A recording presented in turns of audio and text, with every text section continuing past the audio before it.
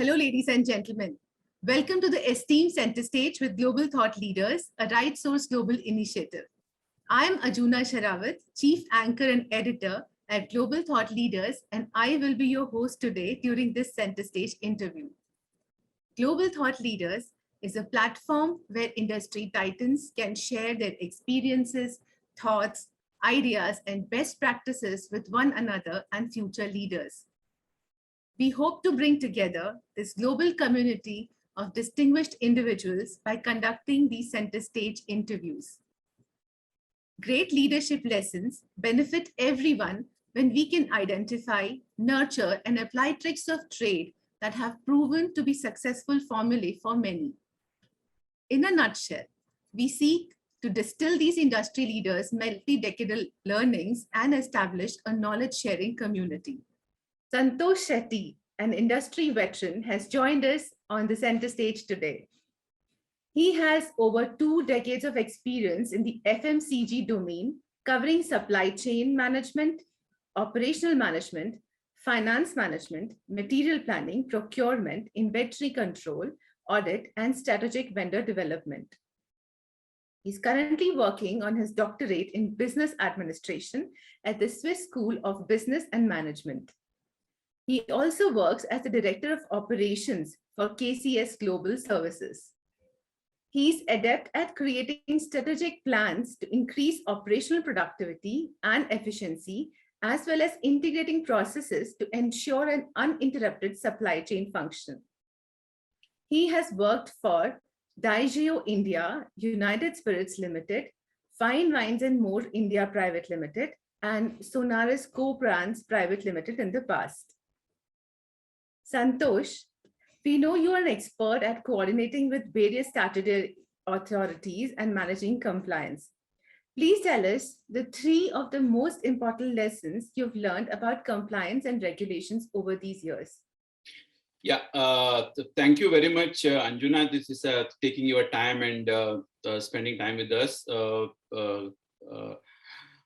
Coming back to your questions, as you know, the compliance and ethics are integral part of any organizations.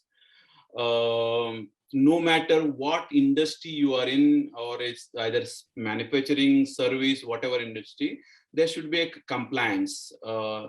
The non-compliance not only attract the penalty, so you will lose the business, loss of business. The compliance, basically for me, it's not that, what you say, that one and done program. Compliance has to be reviewed, and the proper changes has to be made by the business leaders. It has to keep up to the times. It is not that once you made a compliance tracker, it's the same tracker we used. It has to be according to the environment, according to the company policies. We need to change that one. And it's like, for me, it's like you are like, you have to breathe. For a life, there is a breath is important. There is no breath, no life. So no compliance, no business. So it's as simple as it is.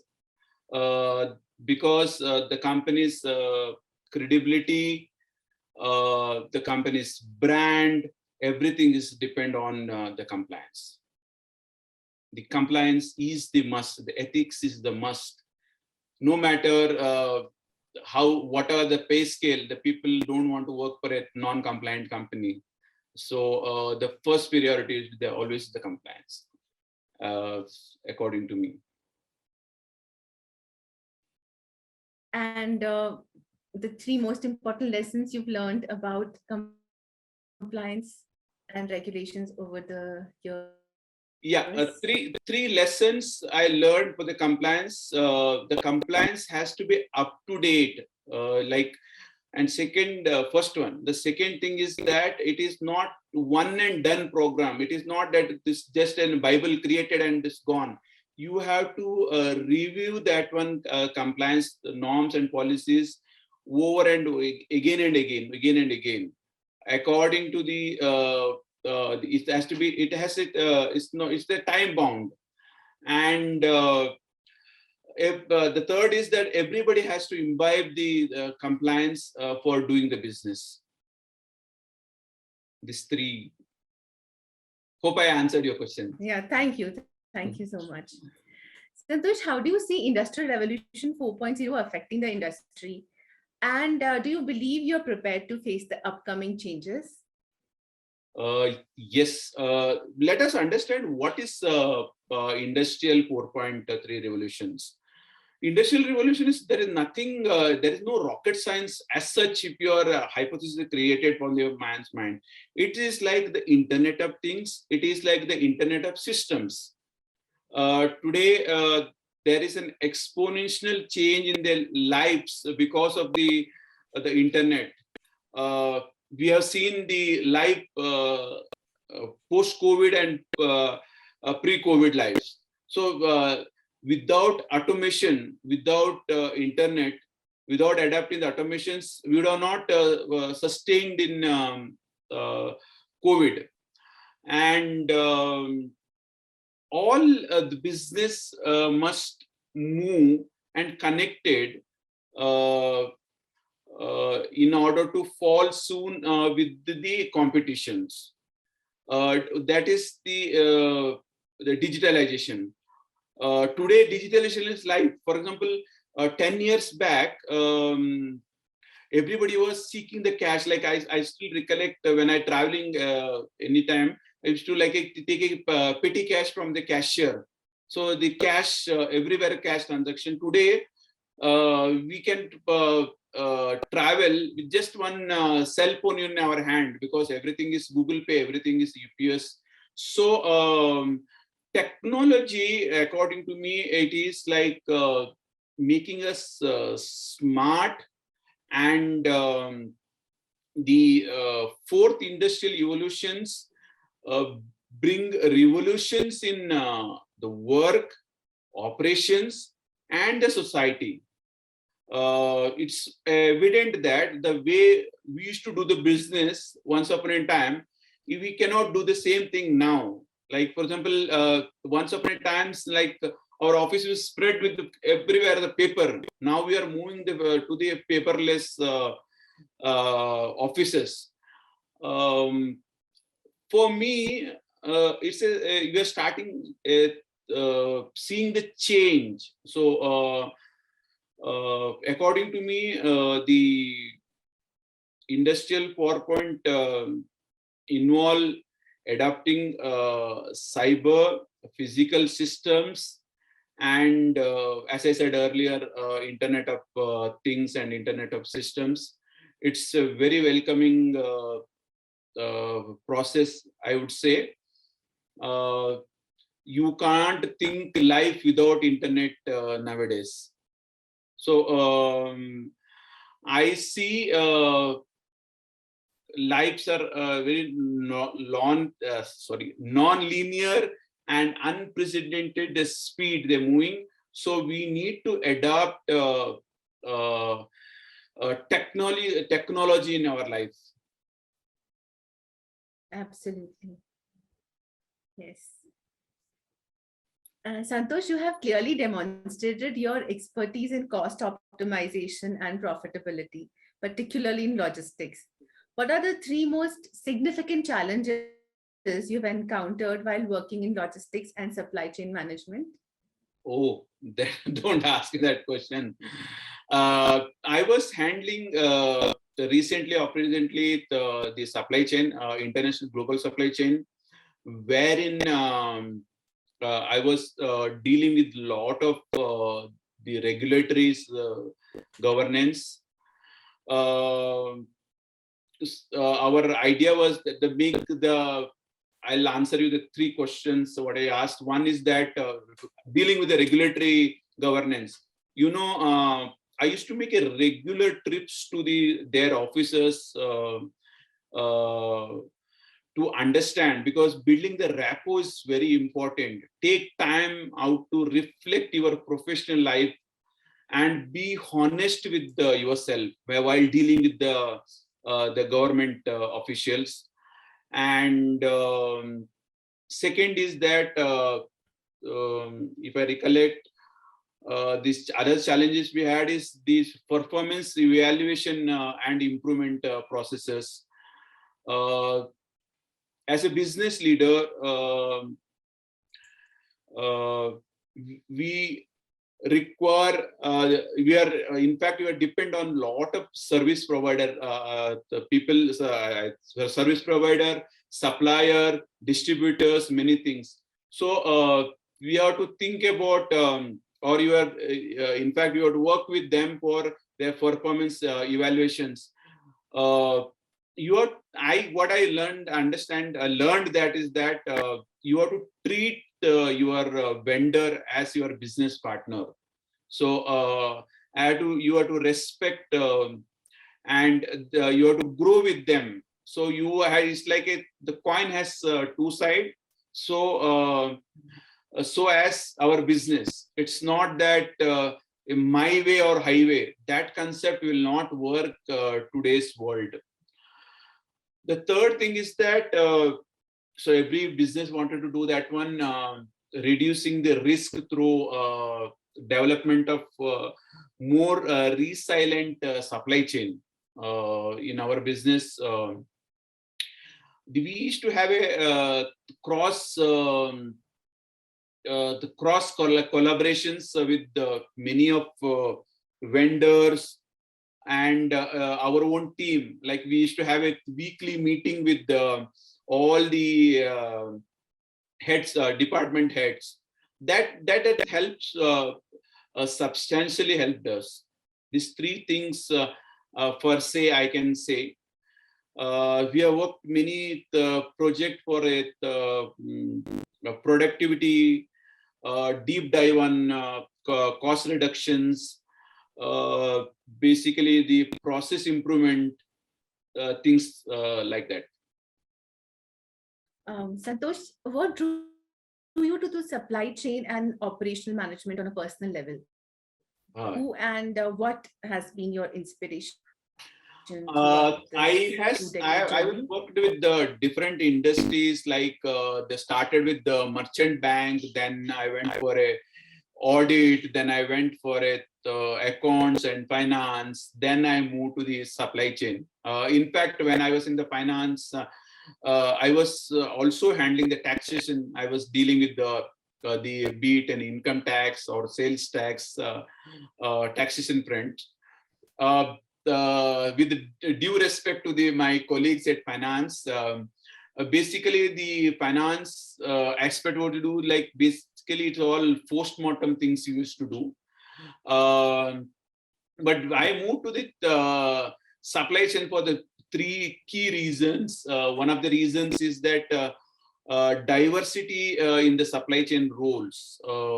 There are wide variety of responsibilities in supply chain, one of the key reason. Then in supply chain, every day is a new day. So every day is a challenging. So that was like, it gave a lot of variety for me. There's a great deal, deal of variations in the what work we do, what we used to do. This, as I said, is a very challenging job. So I like that one. Basically, especially the global supply chain, I used to handle that one. And there are a lot of scope for improvement in supply chain. So it helped me to develop my own soft skills. So that's an plus point. And more than like, one more thing is that I want to add here, like I like to travel.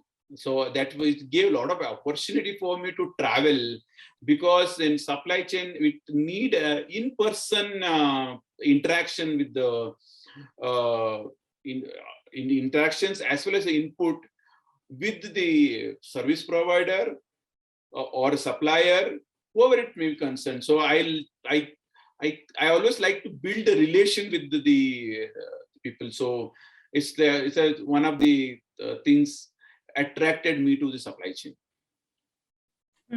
So it was your hobby combining your, Before doing what you COVID, like to do. before COVID, Yes. not now. Yeah. Santosh, we'd like to hear your thoughts as a corporate governance expert on how this knowledge will help you and others like you deal with board level challenges in the future. Yeah. The good governance enables organization to build a sustainable and better future for all of us. Everybody wanted good governance. Nobody wanted to join or at work, be it in CEO of the company, chairman of the company, or the low-level employee. Nobody want to work for the company. There is the transparency is missing, the accountability is missing, and there is the case or something going against that company. So the good governance enables all this one. It's a fostering the long-term investment benefit for the company itself. If it's like no investor will invest in the company, it has a bad track record or finance. There is no financial stability. Other thing is that attracted me is that a good governance attract investment both domestically and internationally. There are many benefits associated with the good governance, because when it is a poor governance, it will create a lot of issues, because I was dealing with a lot of what they called government authorities, because I can say with an authority, when my company had a good governance and I used to go and command with these people. So because that was the backbone for me to representate myself with this the forum. And compliance culture supports that one. It's like how you build your policies, how you train your employees, and how you train your service provider, how you train your vendor, supplier. That makes good governance, I feel. My boss used to say always one thing, Santosh, doing the right thing is not important. Doing the right thing in the right way is important. Like you should be consciously aware about your actions. Like in life, we are responsible for our own actions and inactions also. It's like taking responsibility for your inactions, I would say. Doing the right thing the right way. Yes. Is very important. So the way we most of the times don't think about what way we are following to do the right thing. Right. Absolutely. That's a wonderful lesson that you have kept in mind, and also the fact that you've let us know about it. Thank you. Santosh, now we would like to know that, as you know, we have been building the Global Thought Leaders community for cross-pollination of knowledge and community of independent directors for having a better corporate governance in the country. What are your thoughts about these initiatives? You're talking about cross-pollinations. It's a platform to bring people together, like-minded peoples together. It's according to me, it's a good way to promote innovations. I really like the concept what you developed. I really used to enjoy JC's the classes what I used to attend. I used to look forward every week when he's taking a webinar. It gives a fresh prospects to a difficult the problems. It will foster new ideas within you. There are a lot of things running. Okay, when we are discussing that one or with our colleagues, okay, the similar problem I also encounter somewhere. Okay, I like, okay, this may be the solution. It's like exchange of ideas always helps. That's what the cross-pollination does. Bringing all the like-minded people together, letting to share their experience and ability to influence others. That's very important. That's what you people are doing for the Asset Global Thought Leaders. Is a community, and I'm very, very, very proud to be part of that community. I thoroughly enjoyed this process because it allowed me to fresh look at the industry in a wider issues, and introspect for me. Okay, this may be the one of the possibilities, because we used to think this way only. So that cross pollination will open up your mind. So that is an very good way to promote innovation, I would say. Thank you for such a positive, beautiful feedback. Thank you. I hope Santosh, I answered all your questions. Yeah, absolutely. This was an excellent conversation with you. Your insights will, I'm confident, inspire the next generation of leaders. We wish you all the best in your future endeavors, Santosh. Thank you for joining us. Thank you for joining us on today's call with Global Thought Leaders. Have a wonderful day. Thank you. Thank you. Same to you. Have a wonderful day. Thank you. Thank you.